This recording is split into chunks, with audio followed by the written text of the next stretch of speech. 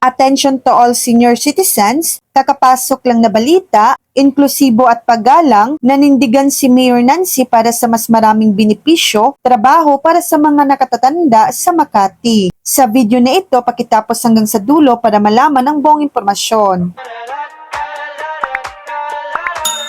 Lalong pinalakas ni Makati City Mayor Nancy Binay ang mandato ng lungsod na tiyakin ang inclusivity sa mga residente nito, particular na ang mga senior citizens nito, habang inanunsyo niya ang pag-aproba ng ordinansang nag-institusyonal sa pinakakomprehensibong pakete ng benepisyo ng Makati para sa mga matatandang residente nito. Sa kanyang pahayag noong Martes, November 4, sinabi ni Binay na kamakailan niyang nilagdaan ang City Ordinance Number 2025-A-023 na tinaguri ang Makati Senior Citizens Assistance and Inclusion Program na lalong nagpapaganda sa kasalukuyang benepisyo ng mga senior citizens na naninirahan sa Makati. Pinahusay na seguridad sa pananalapi at pagkain, aktibong pagsasama at trabaho at mga insentibo sa buwis para sa suporta at korporasyon. Isinasagawa ng programa